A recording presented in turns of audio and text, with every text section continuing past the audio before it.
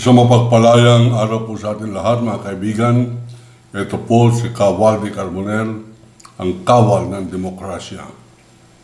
Kanina, tulad po ng ating nakagawian, tuloy-tuloy po ang ating pagrepaso, pagsasaliksik ng mga issue, at ang nakakagulantang po nito ay hanggang ngayon sa kalagitnaan po ng COVID-19 pandemic, ay nagkakagulo pa't nagdidebate pa hanggang ngayon itong ating Senado kung anong direksyon ang gagawin ng Malacanang o ng Panguluhan ni Ginoong Duterte dito po sa dambuhalang issue ng COVID-19 at ang bakuna ng mga inchik na kanila na pong in-order, kanila nang in-smuggle, kanilang ipinipilit na ipaturok sa bansang Pilipinas.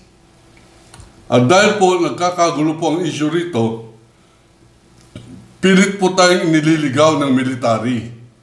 Itong Armed Forces of the Philippines na pinagsisilbihan po nito ay ang political interest ni Mr. Rodrigo Roa Duterte. Hindi ko po maintindihan kung saan talaga ang loyalty dapat ng ating mga military. Ang aking po nakikita, ang kanilang pinapakita ay ang kanilang karuwagan o karupukan ng kanilang prinsipyo ng kanilang pinaglalaban ay ang political and economic interest ni Mr. Rodrigo Inutil Duterte at hindi ng Republika ng Pilipinas. Ano-ano po ang ating pong pinagbabatayan diyan? Una, nagpunta sa hulo itong si Mr. Duterte. At sinasabi niya na dapat daw una niya papaturukan ng mga sundalo, mga PNP, mga frontliners, at kanya na nga pinaturukan yung kanya mga gwardya dyan po sa Malacanang na wala pong magawa kundi magpabakuna. Hindi po natin alam kung ano po ang naging resulta ng bakuna na yan sapagkat yan, resulta niyan kung meron pong adverse o hindi po magandang kinahinatnan, hindi po ibabalita sa atin yan. Wala po tayong maasahan sa mga sinungaling na tagapagsalita ni Mr. Duterte. At sapagkat meron po naman mga Pilipino nag-iisip tungkol po sa issue na ito, abay, nilalagyan po tayo ng kung ano nung issue ng military. Ano po ang pinakahuling issue nila riyan? Na hindi lamang daw University of the Philippines ang kanilang babantayan ngayon tungkol po sa recruitment ng NPA ng mga ating pong estudyante, kundi ganun na rin ang 8 na mga malalaking eskwelahan o universidad dito po sa Metro Manila. Ano pong ibig sabihin yan? Abay, terror po yan. Ang ibig po sabihin yan, tinatakot na naman itong mga estudyante. Bakit po natin tinatakot ang ating mga estudyante na matuto? Dapat matuto po sila. At kung military ang nagsasabi kung anong direksyon ang dapat nilang isipin, magiging bobo ang ating po mga estudyante. Natatandaan ko po yan nung kami po ni attorney, ngayon ay patay na po yan, si Makapanton Abbas Jr., Pangulo ng National Union of Students of the Philippines, na siya po ay galing sa University of the Philippines. Ako po representative ng Far Eastern University Student Council. Abay, nakipagdebate po kami riyan. At sapagkat ang aking pong debate ay ang aking pagtatanong kung bakit hindi tayo nagkakaroon ng diplomatic and economic relations with socialist countries. Ang aking pong tinatanong nung araw ay si Senate President Ferdinand Marcos. May maganda naman ang sagot ni Marcos. Ang sabi niya, pag ako'y naging presidente, sapagkat siya po ay kandidato pa lamang doon, tamang pag-aralan ko itong panukala na ito, itong suggestion na ito, itong estudyante sa anong school mo? Kako, Far Eastern University po. Anong pangalan mo? Oswaldo Carbonell po. Abay, dahil po dyan, nung matapos po yung konbensyon, nagbalikan na kami sa mga university namin, ako po ay nakatanggap ng suspension order at inilagay ko raw sa kahiyaan ang aming eskwelahan sa aking pagtatanong ng highly sensitive political question na kung bakit hindi tayo nakikipag-ugnayan, trade man lamang sa mga socialist countries o yung mga hindi kaibigan na bansa ng Amerika. Ito po isang violation at sinabi ko, nakipagdebate ako sa pamunuan ng Far Eastern University at I insisted on the academic freedom clause of the Constitution and the civil rights guaranteed by the Philippine Constitution. Yun lamang po ang paiksi ng aking suspensyon ng 2 linggo. 2 araw lamang po medyo na iba na ang aking pong direksyon at ako po ay kinilala na ng Student Council. Marami ang mga palihim na bumabati na sinasabi nilang meron kang moral courage. Ang ibig po sabihin niya ay hindi katapangan tungkol sa suntukan, hindi katapangan tungkol sa barilan, kundi katapangan na manindigan ka. Pag iyong paniniwala ay tama ka, panindigan mo yan. Ngayon, ano po ang ating hinanakit dito sa Armed Forces of the Philippines? Ang kanilang pinagtutuunan ng pansin, mga estudyante, University of the Philippines, matatalino po ang estudyante ng University of the Philippines. Para kayo po ay matanggap diyan, mag-i-examine pa kayo at kinakailangan yung inyong scholastic record, kung saan man kayo galing na eskwelahan at kayo lilipat diyan, kinakailangan exemplary, kinakailangan nakikita na ikaw ay above average, ibig sabihin matalino ka. Ang talino ay hindi lamang po sa pagbabasa ng libro, kundi pag-iintindi kung ano sinasabi ng libro, pag-iintindi kung ano ang tinatahak na filosofiya o ideology ng author at tinitignan kung gaano siya kagaling gumamit ng syntax, grammar, and logic. Baka hindi po naintindihan itong mga bugok na mga general na ito ng Armed Forces of the Philippines. Palibasa, nasira na ang kanilang moralidad ng martial law ni Mr. Dictador Ferdinand Marcos. Si Marcos mismo, galing po sa University of the Philippines yan. Nung panahon niya, meron pong academic freedom. Wala pang Marcos na naging diktador nung araw. Sila ay malaya, sila po ay nakakapagdebate, nagkakaroon po sila ng mga diskusyon, nagkakaroon po sila ng freedom ng akademiya. Ngayon, tinatakot ng Armed Forces of the Philippines ang isang ideolohiya na maaring pinaniniwala ng estudyante o maaring pinag-aaralan lamang. Ano po nangyayari dito? Tineterrorize, tinatakot ang ating pong mga estudyante at sinasabing ang University of the Philippines at 8 pang eskwelahan dito sa Metro Manila ay ginagawang recruitment centers ng National Democratic Front of the Philippines.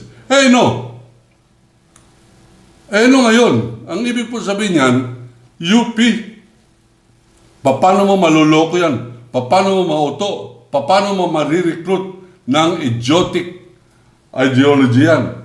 Kaya po yan nare-recruit sapagkat matatalino, nakikita nila kung anong problema ng bansa at unang problema po ng bansa natin ay karuwagan. Pangalawang problema ay ang ating pong pagsuko sa imperialistang mga Amerikano at ngayon ay mga Inchik. Itong AFP, Armed Forces of the Philippines at Philippine National Police, makinig po kayo mabuti at you can prove me wrong. Huwag dahil sa baril, dahil sa inyong katapangan sa paniniwala. Halimbawa, sasabihin ko, bankrupt kayo sa aspeto ng karangalan. You are bankrupt in the terms of honor, integrity, and patriotism. Prove me wrong. Yan dapat. Sabihin nyo mali ako. Sabihin niyo makipagdebate kayo. Sabihin niyo no, I was offered 10 million pesos a month.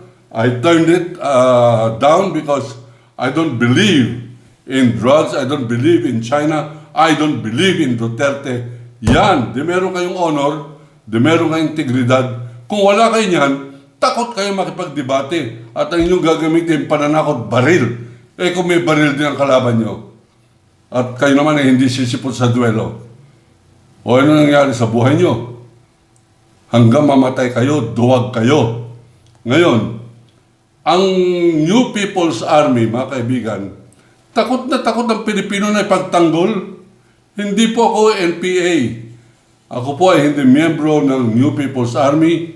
Minsan ko lamang nakilala o nakita ng personal itong si Professor Joma Sison at hanggang ngayon, iginagalang ko po yan. Ilang Pilipino ang pwede tumingin sa mata ninyo sabihin, ginagalang ko ang prinsipyo ni Joma Sison. That is moral courage. That is academic freedom. That is intellectual freedom. Bakit tayo natatakot sa isang bagay hindi natin naintindihan? Sinasabi ninyo, NDF masama sapagkat hindi tumutupad sa ceasefire. Sino nagsabi niyan? Army. Sino nagsabi niyan? Duterte. Sasabihin na ang NPA traidor, kanilang inatake ang sundalong na mamimigay ng ayuda. Napakalaking kasinungalingan yan. Hindi ganyan ang NPA. Tinataya ko ang aking pagkatao. Hindi ganyan ang pagkatao ng NPA. Kaya nga sila mahal ng taong bayan. Pag hindi mahal ng taong bayan, ang New People's Army, matagal nang wala yan. Kaya po mahal ng taong bayan yan sapagkat nagkaroon sila ng pagkakataon na makilala ang tunay na pagkatao ng New People's Army. At kung ako po tatanungin ninyo ngayon at tatanungin ko rin ng Army ngayon, mga duwag kayo mga Army sapagkat ang inyong katapangan pinapakita ninyo sa UP, pinapakita ninyo sa estudyante, pinapakita ninyo sa inyong pag-alipustao, pangangalan kay Angel Locsin, Lisa Soberano at Catriona Gray na maaaring mga maging NPA sila. Maaaring maging NPA mga bobo. Wala pang krimen yan. Planot sa bantaha lamang ninyo yan. Hanggang hindi nakukumit yan, wala silang violation. At kung na-violate niyan, wala sa batas natin. Wala sa batas natin na ikaw ay maniwala sa Communist Party of the Philippines o sa New People's Army. Hindi po labag sa batas yan. Ang labag sa batas sa paggawa ng krimen, pagpatay, pagnanakaw, ayan, labag sa batas yan. Yan ginagawa ng NPA na napag-alaman kong hindi mabuti dyan sa Mindanao. Halimbawa, yung pagsulog nila ng Monarch equipment dyan po sa mining. Abay, nakausap ko po, hinanap ko yung conduit, yung pong may koneksyon sa NPA at kinausap ko sa telepono. Ako, bakit ninyo sinunog yung equipment ng Monarch, yung kanilang bulldozer at kanilang backhoe? Ang sabi nila sa akin, Mr. Carbonell, kayo po ay reporter sa Maynila. Yan pong mga yan, binawalan na naming magbungkal dito ng aming kabundukan sa mining sapagkat pag gumuho yan, landslide, kawawa ang mga magsasaka nakatira dyan sa ibaba, kawawa ang mga manobo, mga indigenous people, kawawa po yung mga mahihirap. Wala po nakikinig sa amin ng gobyerno, hindi nakikinig sa amin ng mayor, hindi nakikinig sa amin ng governor, at lalo hindi nakikinig sa amin ang Armed Forces of the Philippines sapagkat sila mismo ay kumikita, nabibigyan ng pera, nabibigyan ng mga ayuda ng mga mining firms na yan na sumisira ng kalikasan sa aming kabundukan. Paano po namin ipapagtanggol ang aming sarili, Mr. Carbonell? Ikaw ba ay kaya makipag-usap dyan kay President Gloria Arroyo o kay President Noynoy Aquino? Sinagot ko po ng diretsyo. Sabi ko, kaya ko po makipag-usap, pero hindi ko kayang ipangako ano ang kanilang magiging kasagutan. Alam na po namin ang kasagutan yan. Ang kasagutan yan ay kakampi po yan sa mga birokrata, kapitalismo, yan po mga oligarke, sila Aquino, sila Arroyo, lahat yan kakampi po yan sa mga pera, kakampi po yan sa mga inchik, kakampi po yan sa mga nagbubungkal ng aming kalikasan. So, Mr. Carbonell, ano po ang inyong may papayo sa amin? Honestly, sabi ko, gawin na ninyo ang nararapat gawin upang masagkaan, ihinto ang mining sa inyong lugar kung ang mining na yan ay nakakasira ng kalikasan at nagiging sanhi ng landslide o pagguho ng kabundukan upang masira ang kabahayan ng mga mahihirap. Yan po ang dahilan, kaya po nila sinusunog yan. I am not for it. Hindi ko po ini-endorso yan. Pero naiintindihan ko. Meron mga nagte-text na kung bakit sila galing sa NPA, NDF, marami po silang mga kadahilanan na di umano ang NDF galit sila sapagkat komunista ang Pilipino, walang Diyos, hindi naniniwala sa Diyos. Maaaring tama rin po yan sapagkat kanya-kanya pong paniniwala yan. Ako halimbawa, naniniwala ko na mayroong iisang Diyos lamang. Monotheist ang tawag po dyan.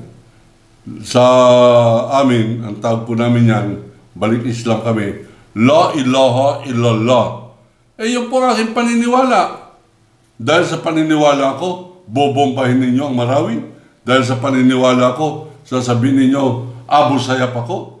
Dahil sa paniniwala ko, sasabihin ninyo na Muslim ako at masama ako. Abay, ang aking puntingin, mas masama ang paniniwala ng mga maka-Diyos na nagsasabing stupido ang Diyos at nagsasabing si Kristo ay peke lamang sapagkat siya ay nagpapako sa krus. Yan, napapatawad ninyo.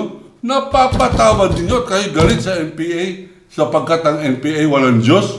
Ang Diyos ng NPA na hindi ninyo naintindihan, hindi man ninyo naintindihan. Narinig ba ninyo nagmurayan ng Diyos? Narinig ba ninyo nagpapatayan ng pari? Narinig ba ninyo nagpapatayan ng mga inosenteng tao, yung mga NPA?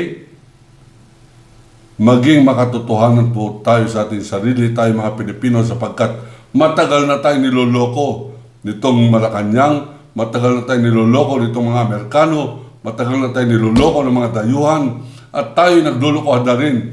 Maging makatotohanan po tayo. Mas galit kayo sa NPA kaysa kay Bongo, mas galit kayo sa NPA kaysa sa nagnakaw ng bakuna na pareho nila Secretary Duque. Mas galit kayo sa NPA na kaysa sa magnanakaw ng senador na itong si Bong Revilla. Mas galit kayo sa NPA kaysa kay Pulong Duterte. Mas galit kayo sa NPA kaysa sa General Agbayalde. Kung galit po kayo, medyo may diferensya po ang utak ninyo at kayo po ay dapat sisihin kung bakit nagkakawindang-windang ang ating pong bansa, ang Pilipinas. Alam po ninyo, yung NPA, napakatagal na pong problema ng ating bansa yan, totoo. Pero nandyan din po yung pag-asa ng ating bansa sapagkat sila lamang ang nakakaintindi o nagsusulong ng interes ng mga magsasaka, ng mga anak pawis, ng maralitang tagalunsod at mga manggagawa. Kasalanan ba yan? Krimen ba yan? Komunismo ba yan? Ang komunismo, hindi ninyo inintindi. Pag-inchik, ang komunismo, nagngingit-ngit kayo pag Pilipino, pag NPA, pag NDF. Bakit ganun? Sapagkat may diferensya ang utak ng Pilipino. Galit sila sa NPA, hindi nila alam ang kadahilanan. Okay lang, napapatawad nila ang pagnanakaw ni Enrile, ang kanyang nagawa ng martial law, ang pagpatay ng anak niya kila Alfie Anido, at kung sino-sino pa mga napatay niyan. Okay lang, minura ang Diyos, sapagkat hindi NPA nagmura, okay lang. Pero pag NPA, kahit na hindi nagmumura ng Diyos, sila'y walang Diyos, kinakailangan patayin yan, kinakailangan lipulin sa UP, kinakailangan ay labanan yan sa mga eskwelahan. Ang NPA ay hindi po madadaig yan. Hindi po, it can never be defeated sapagkat pinoprotektahan yan ng taong bayan. Pero alam ko kung paano po madadaig ang NPA. Sasabihin ko po ang sikreto. At dapat alam ito ng Malacanang. The New People's Army agenda of governance can be defeated only by a better idea. E di mag-imbento rin kayo ng magandang panukala para sa mga magsasaka, sa mga manggagawa, at kung paano ipagtatanggol ang soberenya ng ating bansa. Bawawala ang saysay ng NPA pag yan ay ginawa ng gobyerno, pag yan ay ginawa ng taong bayan. Nakakampihan na nila, mahirap, kakampihan nila ang mga magsasaka, kakampihan ng mga manggagawa, at hindi ito mga kapitalista, mga imperialista, mga inchik. Halos lahat na lamang po ng ating mga malalaking negosyo, pag-aari na ng inchik. Lahat, pati eroplano, barko, bangko, lahat-lahat, inchik na po. At ang mga Pilipino, OFW kung saan po nagpupunta. Kanina lamang, natapos ko na naman ang isang libro by Dean Koontz. Abay, nakakasakit ng damdamin. Ang tawag nila Filipino servant. Oh, do you have a Filipino servant? Parati na lamang atsoy at chay ang Pilipino, kasambahay na lamang. Bakit? Sapagkat ang Pilipino lumalaban sa sarili niyang kapwa Pilipino, sinisiraan niya ang kanyang kapwa Pilipino. Pag ang Pilipino ay hindi takot, ang Pilipino ay makabansa, sasabihin niya, komunistang Pilipino, galit na galit. Pero ang komunistang inchik, binibigyan ng visa ng gobyerno, pinapalakpakan pa si Duterte. Komunistang inchik, naglalagay kila Vitaliano Aguirre ng milyon-milyon. Hindi galit ang Pilipino, galit sila sa NPA. Ito mga magnanakaw sa Bureau of Customs, milyon-bilyon, bilyon-bilyon ang ninanakaw. Itong Department of Public Works and Highways, itong mga bilyar, bilyon-bilyon ang kanilang nilaland grab. Okay lang sa Pilipino, pero ang NPA, sapagkat sila ay mga New People's Army at komunista mga Pilipino, galit na galit ang mga Pilipino. Ngunit sa mga Bilyar, mga Marcos, mga Duterte, mga Pulong Duterte, Rodrigo Duterte, mas galit sila sa NPA kaysa kay Duterte na nagpapapatay ng 3,000 mga Pilipino sa kanyang peke o hindi makatotohanang kampanya laban sa illegal drugs, sapagkat the biggest drug lord in the Philippines is the Duterte family.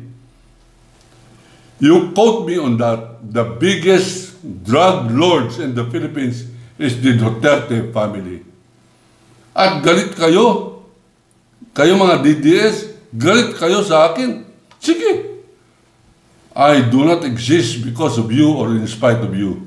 I exist because I love being me, I love my freedom, and I love the Philippines. I am Waldy Carbonell. Ako po ay kawal ng demokrasya. Mabuhay ang Republika ng Pilipinas.